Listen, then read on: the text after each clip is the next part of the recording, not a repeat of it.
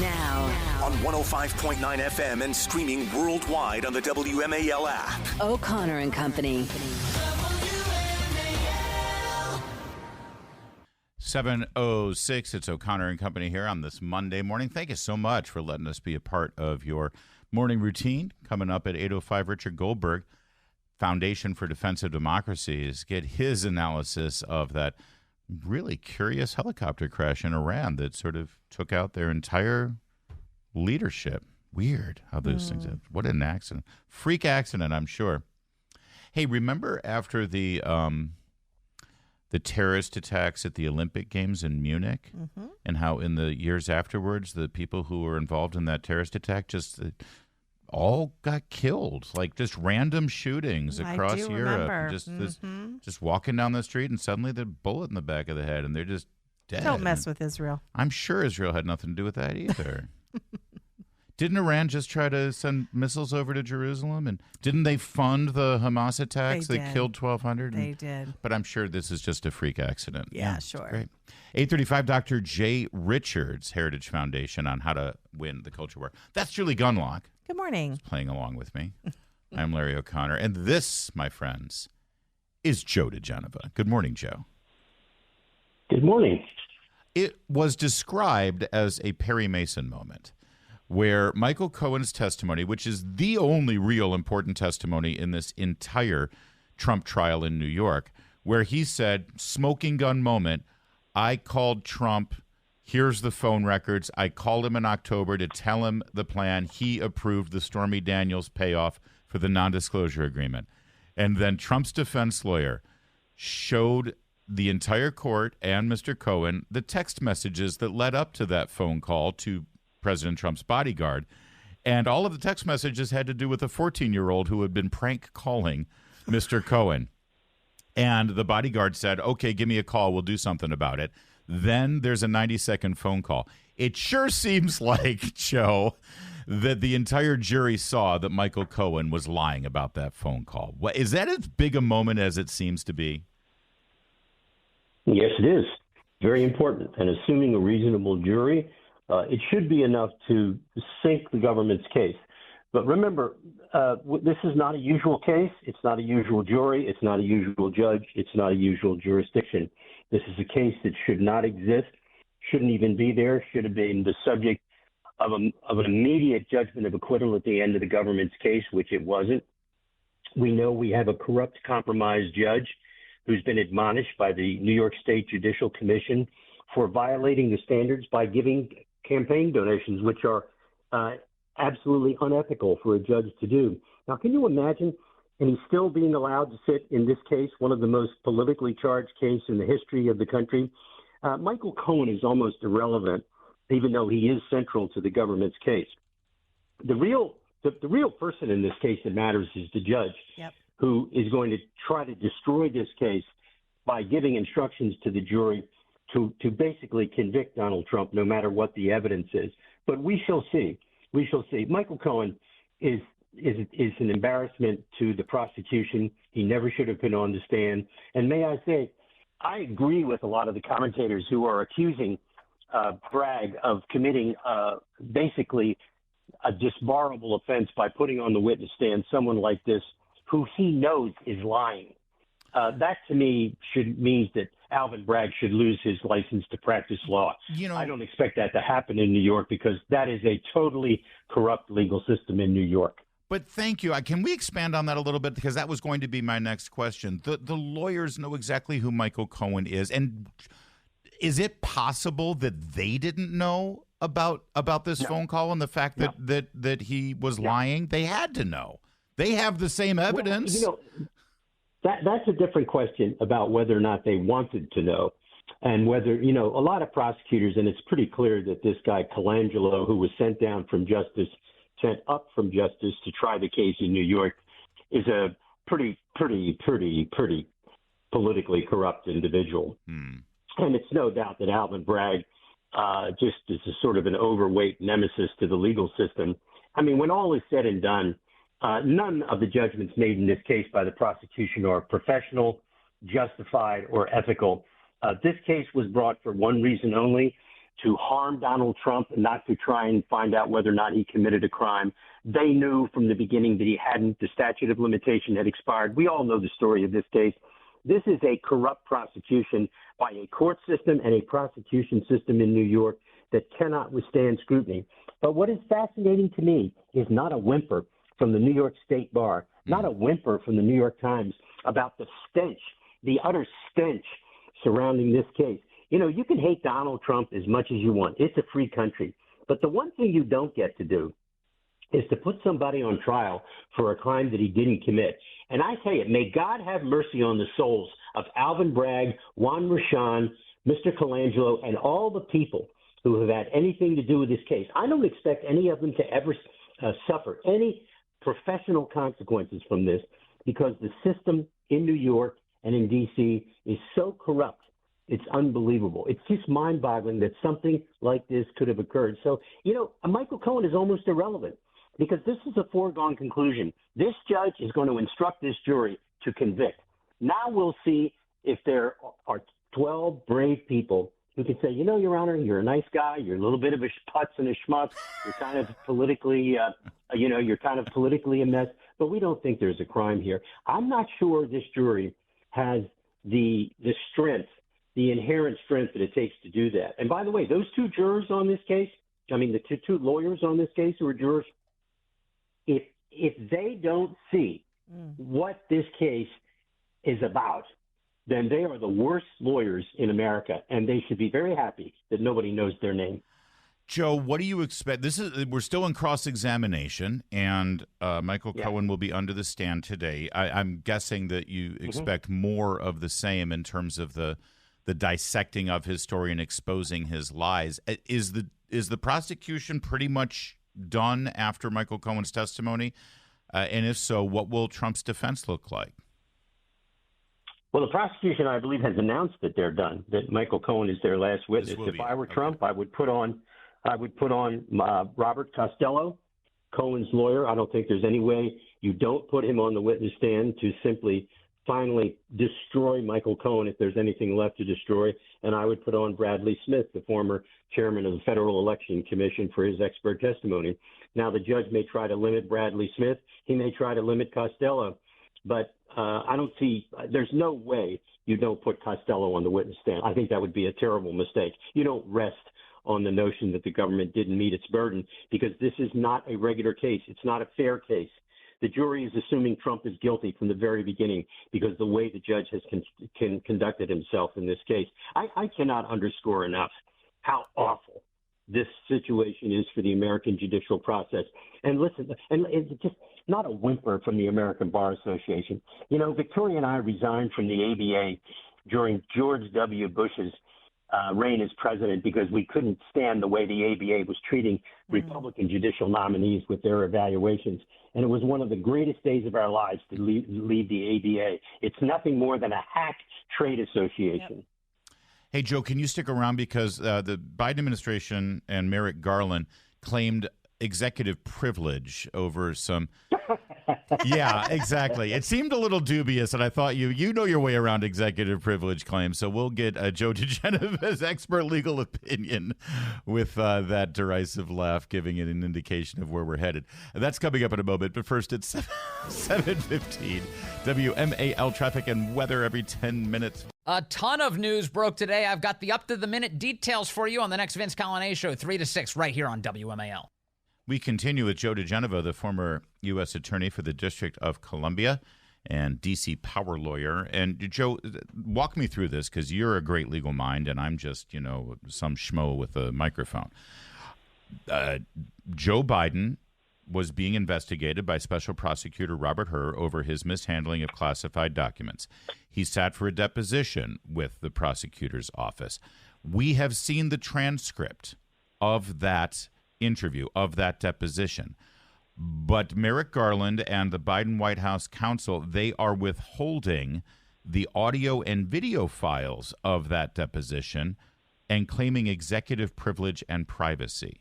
Can you please explain to me, someone who doesn't have an advanced law degree, how we can have the transcript of the interview and that doesn't fall under executive privilege or privacy, but the audio and video files too? Because it seems to me the audio and video files are no different, except that they will be politically damaging to Joe Biden. Well, this is pretty basic law. The executive privilege that the president did possess was waived when he gave the deposition. And then they waived the executive privilege the second time when they released the transcript of the interview with Robert Hur. There is no privilege. It doesn't exist. This claim of executive privilege is being interposed by the president as a dilatory tactic. It's designed to delay it, to prevent it from becoming public, to prevent embarrassment. Now, it's very interesting. The White House put out a statement the other day saying that they had invoked executive privilege at the request of the Attorney General. Now, wait, what? They had invoked executive privilege at the request of the Attorney General. Now, that's somewhat unusual. How does Usually, that work? the president goes to the AG and says, do I have a basis for doing this? And the AG says yes. What's happening now is Merrick Garland is trying to be the president's wingman, like Eric Holder was for Barack Obama. I mean, he is just trying to prevent the disclosure of what must be terribly embarrassing sound and images of Joe Biden, either faking lunacy or actually experiencing lunacy during a deposition. But they desperately do not want the American people to see him. They didn't want him pumped up on drugs when he took his deposition. And like they pump him up for his appearances and that 13-second message they put out the other day accepting for the debates. Accepting debates. I mean, that was one of the most bizarre clip after clip after clip. They had to parse it together. He could only speak in 3-second intervals. So it's pretty obvious that this claim of executive privilege, if they continue to pursue it, should be rejected summarily by a district court. But the district courts in D.C. have been extremely friendly to the president, extremely hostile to President Trump and his supporters. So notwithstanding what Royce Lamberth and Reggie Walton say in all of their pounding on the table about how bad all the people who support Donald Trump are, it's still a free country. Federal judges don't rule the land, and I wish they would all just shut up and do their job as judges. One last area we wanted to ask you about is last week, House Judiciary Committee Chairman Jim Jordan called Jeffrey Veltri, he's a high-ranking FBI official, up to the House to testify behind closed doors about his alleged involvement in retaliation against whistleblowers. Mm-hmm. What do you know about this case? Well, there's no doubt that the FBI has, in fact, retaliated against whistleblowers. They've done it with some regularity, and this is Christopher Wray. But by the way, he claims not to know anything about all these things. He doesn't know why Catholics are being investigated by the Richmond office. Christopher Wray is the dumbest FBI director we have ever had, except that he isn't dumb. He's a guy who plays the game, tries to sustain himself. He wants to finish his 10-year term so he can go on 25 boards when he leaves. The FBI retaliated against whistleblowers. They always do it. They're rotten to the core at the upper echelons of the FBI. The agents know it. There's nothing they can do about it. Congress sits on his fanny, doesn't ever do anything about it. They all flap their jaws. Do they defund anything? No. What did they do? They funded the new FBI building. They gave him $80 billion for the new building. Don't tell me. These people up on Capitol Hill are a joke, and the Republicans are worse than anybody. I mean, God bless Jim Jordan. I'm sure he's a nice guy, and I'm sure that somewhere at home he has a jacket in the closet that fits him. The bottom line is very simple. They never produce, and they never protect their own. They never defend people. The fact that they went up to New York and got in front of that courthouse and defended Donald Trump and criticized that process is the only time I can remember in 40 years of observing these people that they've ever done anything on time and correct. Joe, well, listen, we love having you on every Monday, as you know, and you always, great analysis. If you could, you've got until next week to sort of work on this. I need you to be able to express your opinion a little more freely. We want to know exactly how you feel about these people. Can we work on that? It's a deal. All right, thank you, Joe. Always and great may to I say, France was beautiful, and the French send their love to all of us at WMAL. I appreciate that. I was actually hoping that you would give us some kind of update on your it was great. Your trip to the continent. Bordeaux is just it's farm country and wine country, and It's just magnificent. It's just a great place. People should spend some time there. It's worth a little trip. My understanding, they call it the Virginia wine country of Europe. That's exactly right. Thank you. Thanks, Joe. Good to talk with you. All right. It Adios. is. Now on 105.9 FM and streaming worldwide on the WMAL app. O'Connor and Company. It's 7:36 now on this busy Monday morning in your nation's capital. Thanks so much for letting us ride shotgun with you. At 8:05, Richard Goldberg with Foundation for Defense of Democracies. We'll get his opinion on what happened here with this helicopter holding basically the entire elected leadership of the Iranian government. At 8:35, Dr. Jay Richards, Heritage Foundation. He's got a new book, Fight the Good Fight, How an Alliance of Faith and Reason Can Win the Culture War. I like Dr. Jay Richards. I'm Larry O'Connor. I like Julie Gunlock, too. Thank you. I Good like morning. you. You're not Thank a doctor, you. though. You're not a doctor, so what do you know? You're no Jill Biden. So what do you think of that Anthony Fauci guy? Not a fan. Seems like he lied a lot, right? I mean, Seems like you should be in we're jail. learning a lot of things now. So as you know, Senator Rand Paul, really early on during the pandemic, took cues from his fellow senators like Tom Cotton, like I believe Senator Mike Lee, other people who were like, hey, we got this Wuhan lab right near the wet market. Why are we believing the Communist Party That it was bat soup. that bat soup killed him? Yeah, exactly. By the way, and I'm totally stealing this from either a comedian or a political commentator. I don't know who I heard it from, and I'm sorry, but at least I acknowledge I'm stealing it. But they sort of made the point that, to say that it was the Wuhan lab that came up with the COVID-19 virus. Remember when Trump was sort of like, the Chinese did this, and he was racist for saying that, right? But saying that it came from bat soup at a wet market. Yeah. That the Chinese are so unhygienic and disgusting that this virus just sort of came from them eating bats in lukewarm water at an open market. That's fine. Nothing racist about that. Yeah, no. But that they're so brilliant that they would engineer this thing in a lab and then maniacally release it. Racist. How dare you say that about the Chinese people? Did you hear the same thing? Who said that? No, but it's a great point. It's just so funny. And I'm sorry for whoever I stole it from. Consider yourself apologized to. So, but yes, if you dared to say, hey, Communist Party in China, they're sort of our enemy.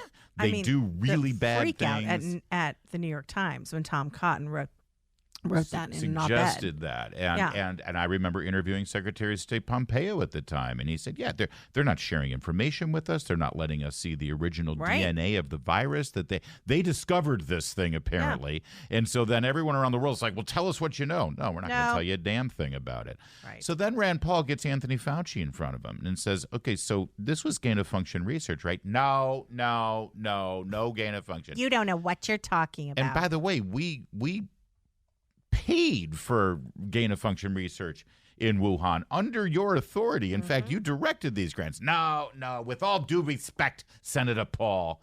You have been trained in science. Embrace it and beware of the insidious nature of anti-science. That was Rand Paul this weekend giving his speech to the Columbia University Vagelos College of Physicians and Surgeon graduates. As if Columbia University hasn't bad sunk enough. Into any new hasn't lows. Embarrassed themselves. Yeah, exactly. Who can we get for the commencement address? Oh, I know. Let's have Fauci go there and lecture everyone about anti-science. Yeah, the naked anti-Semitism isn't enough. They're like, let's have Fauci. We're going to honor him. And I put both of those stories together, the gain-of-function lies that he has been telling all this time, juxtaposed with him being the honored guest to give the commencement address to Columbia University School of Medicine, because it was revealed on Thursday, 48 hours before Anthony Fauci gave the speech, that the National Institute of Health admitted that not only was there gain-of-function research in Wuhan that we have already connected directly to the COVID-19 pandemic virus, but yes, you American taxpayer, you paid for it. The NIH granted, which we knew We've known this. We've been saying it, and it just because sainted Anthony Fauci denied it under oath and started screaming back at Rand Paul and saying, "You don't know what you're talking about. This is not what that is. This is." So suddenly we're not all supposed to say, "Okay, you may be denying it, and you have every reason to deny it because you're guilty." But let's go back. And you've lied, but suddenly now NIH admits it. Right. Oh, by the way. Oh, Right. yeah, by the way, we use tax dollars for gain-of-function I think it's time research. he went back up in Congress. You think? You think? After years and years and years of not just denying, lying, outright but lying. also trying to harm other doctors. Oh, yeah. We know this. Oh, the sanctimonious. Atari and other doctors have come forward to say that they were canceled, that he tried to ruin their reputations, that he tried to cut them out of things. He is a monster. It cannot be stressed enough how evil Anthony Fauci is. Representative Debbie Lasko of Arizona on the Select Subcommittee on the Coronavirus Pandemic asked Dr. Lawrence Tabak, the Principal Deputy Director of the NIH, did NIH fund gain-of-function research at the Wuhan Institute of Virology through EcoHealth Alliance, which is exactly what Rand Paul was asking Anthony Fauci 2-3 years ago. By the way, the first answer from Mr. Tabak, it depends on your definition of gain-of-function research. Oh, wow. If you're speaking about the genetic term, yes, we did. So there's your answer. Gain-of-function research on the genetic makeup of coronavirus that led to the COVID-19 pandemic. And let's not forget that we paid for. I believe it is Dr. Tabak who erased a number of those emails, which was just revealed last week. The NIH, their FOIA policies are that you have to keep emails in place, but Dr. Tabak erased thousands of them, I believe, was the number.